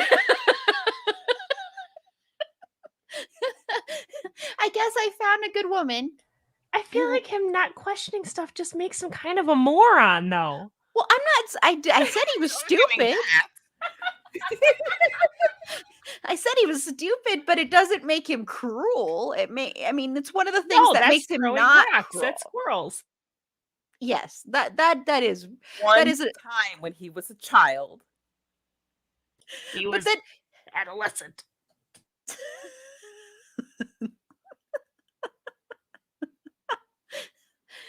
but I honestly think that's part of what makes him likable is the fact that he believes this. He's like goes along with it. And even though I would never want to date this guy, but in real life, like I said, I would choose him looks wise. We're going by looks here. I'd bang him. I wouldn't date him. Yeah, he's amazing. And Peter Gallagher is one of the few actors that can get away with those eyebrows and make it look sexy. I mean, seriously. Him and Eugene Oh Levy. yeah, I knew. And- I should have thought of that for Carla. Sorry. Levy. Uh, but I will say this is probably the worst thing about Peter is the fact that he loves Baskin Robbins ice cream. Baskin Robbins ice cream is the worst ice cream, some of the worst ice cream in the world. I worked at a Baskin Robbins and most of their ice cream is completely freezer burn. It's gross. Don't ever eat Baskin Robbins ice cream. That's the final thing I'm going to say on Peter. That's your PSA. Yes. We're like, never no, getting if you were sponsored by hugging Baskin. up, man. I just stick to the local ice cream. Well, la-di-da.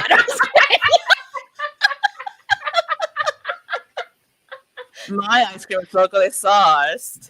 I make my own ice cream. I have a cow. I milk it. I'll send Homelander your way. That is messed up. Suddenly Wow. I don't like ice cream at all anymore. Thanks. Thanks for that. You're welcome. So my place analyzed. My tummy thanks you. You're welcome, Tummy. Okay, so let's talk about the Callahans in general, like the rest of the family. Just your general overall thoughts about this family.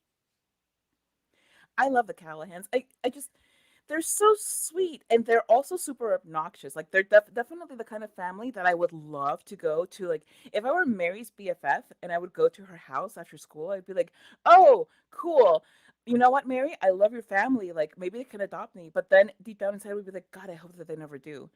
Because they're a lot, and they're, like, the parents are just very kind of intrusive, and but I love Elsie so much. I just love her whole kind of clueless demeanor, just going through life, kind of like do do do do do, everything's beautiful, and I guess it's a privilege of being a grandma.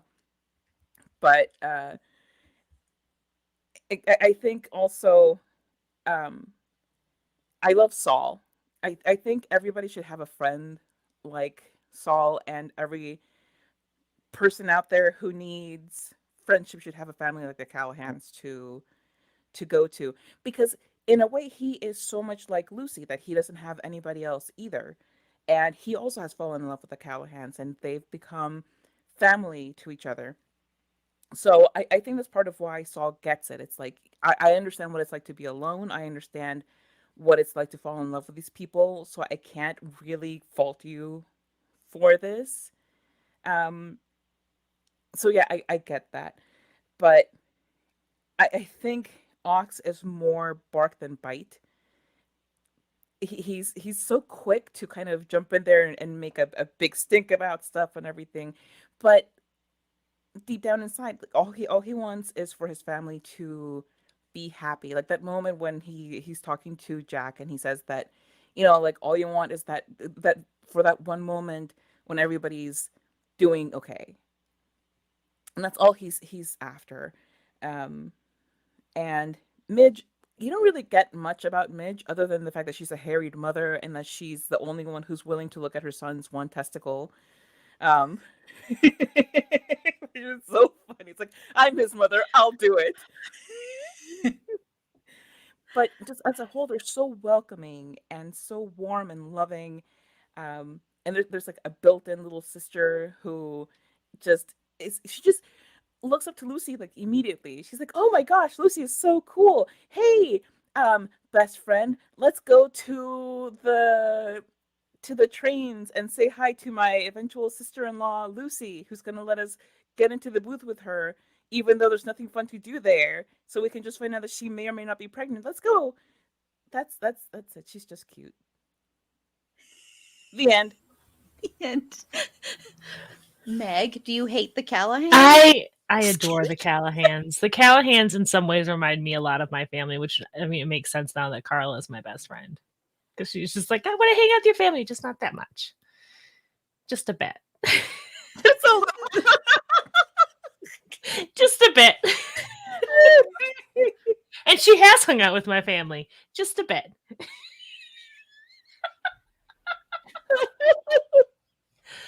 No, they cast such a wide net of love. And yes, they can be intrusive, and they're all up in each other's business, and they're all just like this big mishmash. They're one like being basically with 10 different heads is kind of how they behave, because they go do everything together. Like it's sweet. In some ways it's very like, maybe Jack could have proposed to Lucy by himself, but it was perfect for them. But I think of the families that some people marry into, and the relationships that some people have with their in-laws, especially parents, and especially I feel like daughter-in-law and mother-in-laws can have such tense relationships. I can think of many, many worse families to marry into than the Callahans. That's absolutely for sure, because they are all of these kind of obnoxious in ways. They can be a bit much, but it's all so very much out of love. It's not out of spite. It's not out of being nosy for the sake of being nosy. It never feels like they're like looking for something to use against you lately. They just love and want to be involved with the people that they love, and they love hard. And Saul, I adore Saul. I think he cracks me up so much. And he's like, I'll tell him. And then he never does. And he's just like, he's he's Peter's godfather, because Ox fudged it. Even Saul's like, the whole thing is sweet. That relationship is beautiful. Yeah, I love them. And Peter Boyle just cracks me up. Like, I just love Peter Boyle. And I want the mashed potatoes also. They're so creamy. And and Elsie being in church talking about how she misses when it was in Latin because it's better when you don't know what's going on. I felt that so deeply into my soul. My former Catholic self felt every inch of that. I'm sorry, what? What? I'm sorry. Nothing squirted me with the hose, Carla. Oh my gosh. We're back to that. Carla's a perv. I'm sorry. Yeah, the end. Okay. I'm gonna put the crown on Susie's head. So, Susie, the crown is on your head. Your thoughts on the Callahans? I almost said Callahoons. I don't know what that is. By the way. The talking hat. Is what I'm calling it. Like I've said many times before, and I'm just gonna sound like a broken record. I love this family. This family is so sweet and so caring, and you can I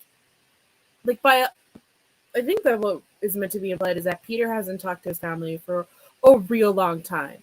But the second that they find out he's in the hospital, the whole family comes. And it could as easily just be a case where the parents were like, oh, we're going to go see, or even his mom could have gone and been like, oh, what's going on with my son? But no, the whole family comes because even though like he's been presumably estranged from them, they still care about him and they want to make sure he's okay. And then they've met Lucy for like 10 seconds and they just take her into the fold too. And they're like, oh, we don't have no reason to question if you really are son's fiance. We're still going to love you anyway. Come here. And like the relationships like within each other, like they feel like a real family that like really loves and cares for each other, and it's very sweet. And yeah, like I can like 100% like even and like I really love like, even like as much as I love Lucy's relationship with Jack, I love the relationship that she builds with this family.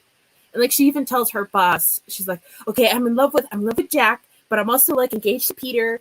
And he's like, "What do you mean?" She's like, "Well, I can't tell them the truth because if I tell them the truth, Elsie's gonna get a heart attack. Midge is never gonna talk to me, and Oz is gonna be so disappointed." And he's like, "Lucy, this is you don't join a family like the Marines." But this family is just so welcoming and loving that and so sweet and caring that you like genuinely don't want to disappoint them. And like I feel like they did a really good job of just making them just so full of like warmth and love. And I'm so happy that Lucy and this family found each other. And I like, oh, it's so sweet. Mm-hmm. Yeah, not much to add. I just want to say this family is very Illinois to me, very Chicago to me, very much so. So and I love them. I do love them a lot. I think they would be hard to be around a lot. Like if you were to hang out with them for like on vacation, if you were to go on a week-long cruise with this, well, I would never want to go on a cruise, but if you were to go on a week-long road trip with them, I think you would love them, but it would be very hard to have that week-long road trip. I think that would be a bit much. But they are genuinely sweet and caring and welcoming people who don't seem to judge really. And it's really nice to see. And they just have a really warm and welcoming environment. And they're perfect for Lucy. So I love them. And yes, I just think they're great together watching them. But like I said, I would never want to go on a road trip with them. There are too many families that I'd want to go on a road trip with, honestly, but except for my podcast family. See what I did feel there? like you would still think I'm a bit much. On a Well, you road know, trip. when I record Yeah. with you, there is that hour and a half, hour and 43 minutes and 3 second mark where I do kind of go, just kidding. I love you. Okay, so let's get to Joe Fusco Jr. Yay! Joe Fusco Jr. I'm so excited for this. Okay, listen, we've talked about how great the family is and how great the protagonists are and all that jazz, but the real star here is Joe Fusco Jr. He is just so ridiculous. He is so ridiculous. And yet he's still so lovable. And it might just be the fact that this movie as a whole is so lovable, but I really think that it has a lot to do with the actor as well. And the delivery of those just what the hell is going on here kind of lines where, from the first moment that you see him, where he walks over to his dad because Lucy is just about to leave after delivering the Christmas present from her sleeve, her magic sleeve of presents. And and his father is like, say hi to Lucy. And he's like, hey, Luce. What the hell is that? What kind of introduction is that to a character with his tight white t-shirt and then he goes to get that drink and it's like all plumber's crack. But it's he is a caricature. He absolutely is.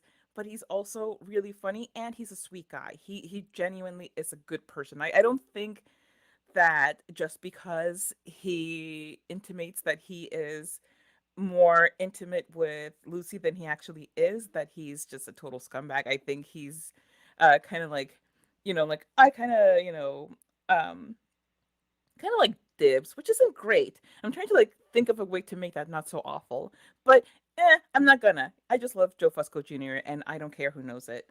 Um, but he really is genuinely concerned for her when he sees this guy leaning and just makes sure that she's okay. And when he finds out that things didn't work out with the Callahans, he comes to see her.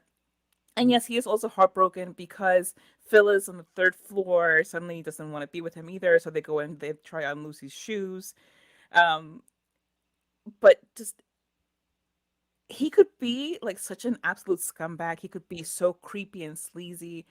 But I don't think that it gets to that level because he's just so goofy and funny. Um, and again, the delivery of the lines is it just couldn't be any more perfect. Like I love like underwears. Why is that so funny? But it is. It's hilarious to me. Like when I've ever gone shopping for underwear or for like bras or whatever, and I like I see one that I'm like, oh, this one's black and I kind of like it. I love black underwears. Nobody really necessarily gets it because, and why should they? Why are they listening to me while I'm shopping for underwear? Like, who are you and why are you following me?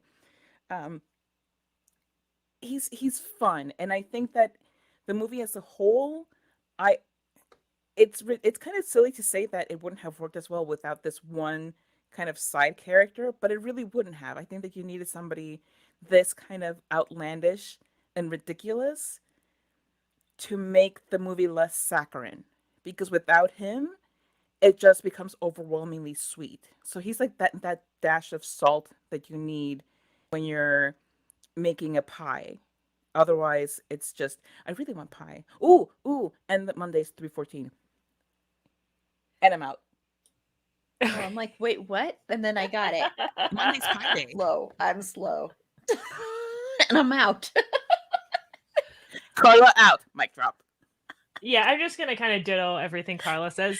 Joe Jr. is a little bit of a pig, but he's such a lovable pig, and he's so endearing about it that you can forgive him stuff that I feel like could come off really creepy. And I mean, it still comes off a little creepy, but he's just, I love him. I probably quote him more than anybody else in this movie, to be perfectly honest. But when he was just like, "Ooh, Lucy, she's the hottest girl in this building," and his date's like, "What?" He goes, "But you are the hottest girl on the third floor." And he brings like a wreath of horse flowers. Like he's so ridiculous, and I feel like part of it is to make the Callahans seem more normal because they are also so ridiculous, and that you would think that this many like big characters wouldn't work, but somehow it all works perfectly. And that's all I'm gonna say because I know that we're on a time crunch. Go me. Susie. Yeah, just Carl and Meg said it really well. He's just like a fun, he's just a fun character, just a silly guy. He's a silly noodle. That's all. A silly noodle. He's just fun. Yes. Ditto all that. He has some of the best lines, most quotable lines in the movie. And this is another character, like a lot of the characters we've mentioned, that you could easily hate and despise this character and think he was a total scumbag and really kind of creepy and cringy. But for some reason, you just don't. You love him. He's just really lovable. I would never date him in a million years. But he's just that lovable, goofy guy that Are you comparing him to Carla? No, I'm saying Carla would date him because I know how much she's in love with Joe Fusco Jr. I wouldn't date him either. She would have little Joeys running around, working on the car in little baby wife beaters. Oh my god. Wife adores. Thank you so much. Yes. Wow. But yeah, he's great. Okay, well, what I will do then, really quickly, you can name one line that you love from this movie, Carla. Just one. That is so mean, but no, it's not. It's nice. That I'm letting you do it. Oh my god. Okay, well, I'm gonna have to. Okay, I'm gonna go with.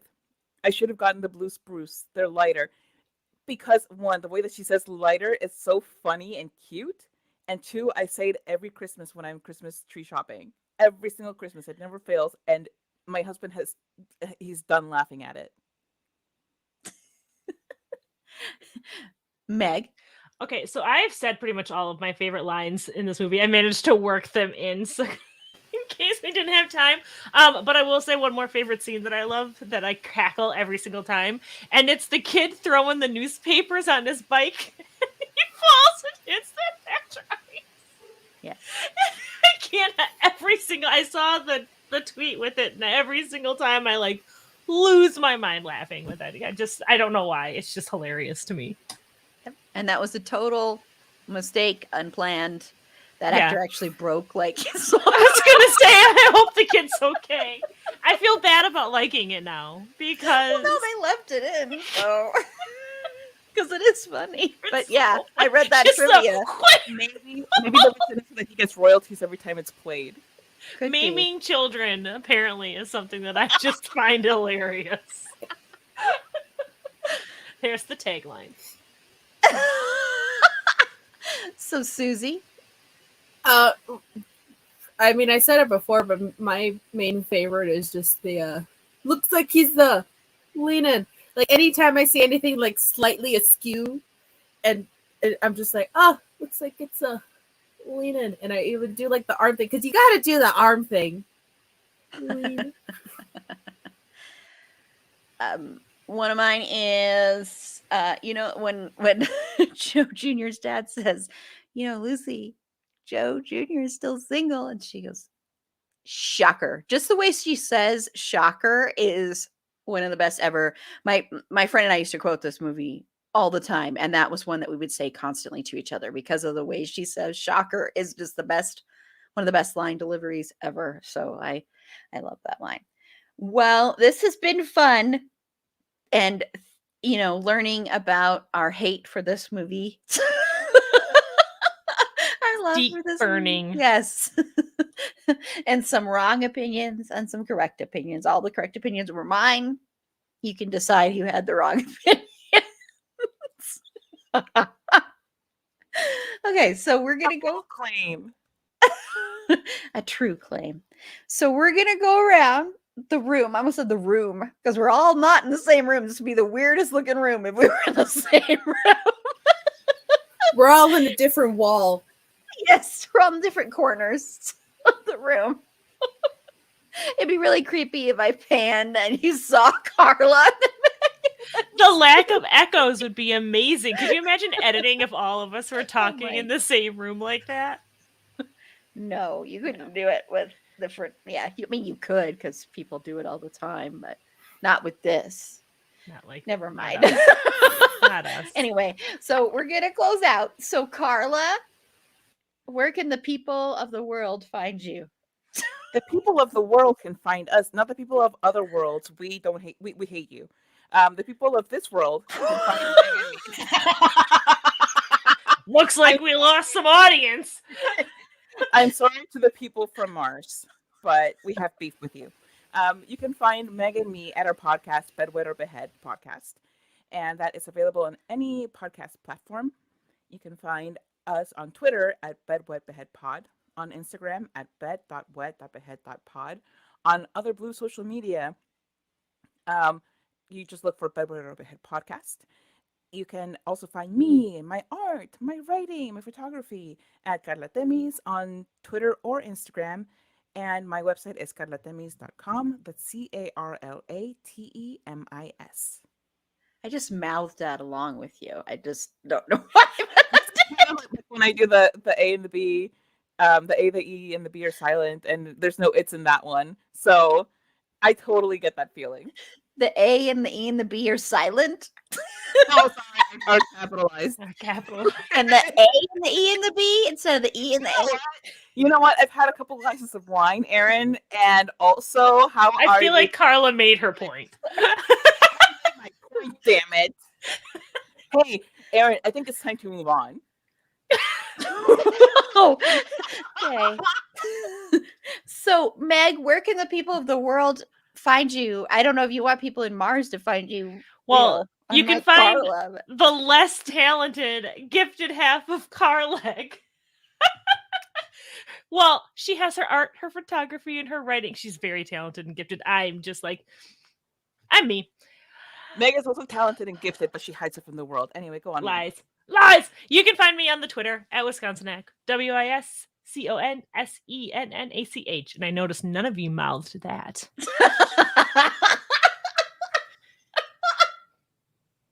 I'm exempt because I created it. Salty.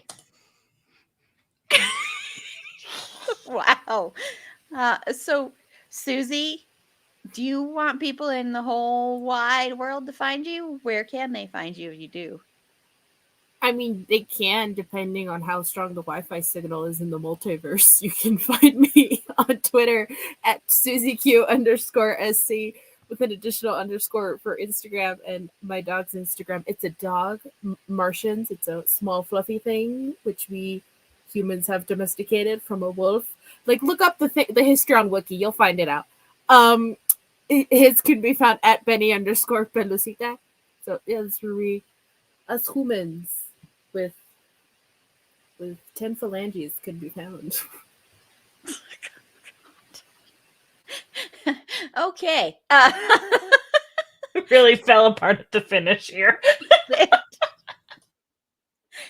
This is Erin. You can follow me, no matter where you're from. Yes, even you, Valiant Thor, can follow me on Twitter. I knew that would make Even Susie. you, Diggs, can follow her on Twitter.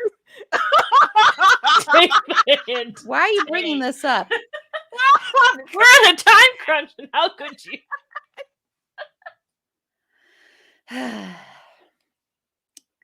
Well, now that Carla has broken my heart, again, brought up, this thing of that Tay Diggs is just never going to follow me back, I guess. It's going on 2 months now. Countdown begins. But you can follow me on Twitter at eAprilBeauty. The E and the A and the B are capitalized. Be sure That's to... when you haven't been drinking, okay, Erin? Who says I haven't been drinking? Be sure to like the show on Facebook at facebook.com/itsafandom_thing_pod. On Twitter at fandomthingpod. No, it's in that one. On Instagram at itsafandom_thing_pod. On TikTok at itsafandom_thing_pod. If you have any feedback, show notes, if you'd like to be a potential interview guest on this show, any of the actors from this movie, you are welcome to come on. Feel free to reach out to us at itsafandom_thing_pod@gmail.com. Anyone but Tay Diggs is allowed to come on to the show because he won't follow her back on Twitter. Oh, that was cold. You started this, Carla. Tay Diggs actually is the one who started this, but The betrayal. it's true. So next week we are going to be wrapping up our 3-part mini celebration of romantic comedies with a discussion about When Harry Met Sally. So that is the enemies to friends to lovers trope all mixed into one. Everybody loves this movie. I think everybody loves this movie. Carla doesn't. Carla, you really don't like this movie? I acknowledge its existence, and that's about it. Well, it was nice for Carla to be on this podcast for a while, but this is her final appearance, so You have to have me back in January, so don't sweat it. And this Yes, announcement, yes. suddenly Bedwed Behead doesn't exist anymore. It was a good run. And then we are also seriously, Fergie? Fergie! Whoa, that was loud. Sorry. Hey, Fergs.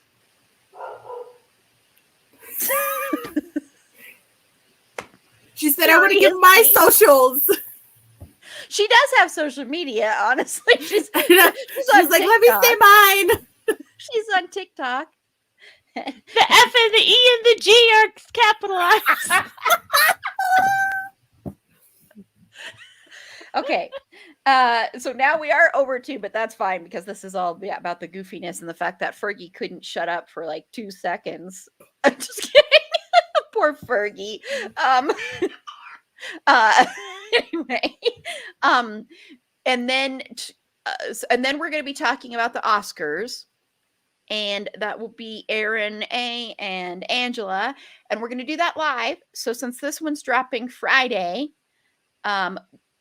be sure to join us. I'm not sure when it's going to be. I'm hoping it'll be tomorrow night, or if you're watching this live right now, the one person who joined us at the end when we were telling where to find us.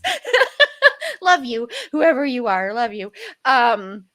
If you are watching this live, so it's next Saturday, hopefully at night, but keep an eye on our socials. And then remember, coming March 26th, come watch the crumbling sanity of Aaron as we do our marathon live stream for 12 whole hours, starting at 10 a.m. Mountain Standard Time. That's 9 Pacific, 11 Central, 12 Eastern, going to 10 p.m. Mountain Standard Time. That's 9 p.m. Pacific Standard Time. Sorry, 11 Central, and then midnight Eastern Standard Time. For a marathon live stream event, we'll have other podcasts on. We are going to be doing a movie review of Finn Wittrock's erotic thriller. I don't care. I'm calling it Deep Water, where he gets erotically thrilled and killed. I don't know. I haven't watched it yet. That's the tagline. Now. What? Now I feel like I watched it. Spoilers. I have no idea. It's not even out yet, but I like that tagline. Get erotically thrilled and killed. I'm gonna contact their marketing company and be like, hey, this needs to be your tagline. Even if it doesn't fit. And then we're going to be recording a podcast episode. We're going to be recording conspiracy theories, entertainment conspiracy theories. So it'll be a fun one. So send me yours. I have my Ryan Murphy conspiracy theory spreadsheet going. So it'll be a fun one. And then we're going to be talking about ghost stories. That's how we're going to round it out. So that will be fun. That will be when I have totally lost my mind. So come watch for this fun event. We're going to have lots of organizations to donate to. So also, if you know an organization that we should highlight, please reach out to me. We will definitely be highlighting some Black Lives Matter organizations, some LGBTQIA plus organizations, some Ukraine organizations. For Deep Water, we're going to be highlighting an environmental organization. So just if you know of any other ones you want us to highlight, please reach out to us. I know there's also going to be an autism organization. It's not the bad one. Do not worry. It's a good one. So it is not that other one that I'm not going to name. So we are going to be highlighting a bunch of great organizations. So until next time, remember, it's a fandom thing. Black Lives Matter and stop Asian hate. And thank you to that one viewer that stopped by for a few minutes to watch us close out the show. You are appreciated. And to anyone who watches later, we love you. And please remember, I am always correct. Everybody else is sometimes correct. So until next time, goodbye.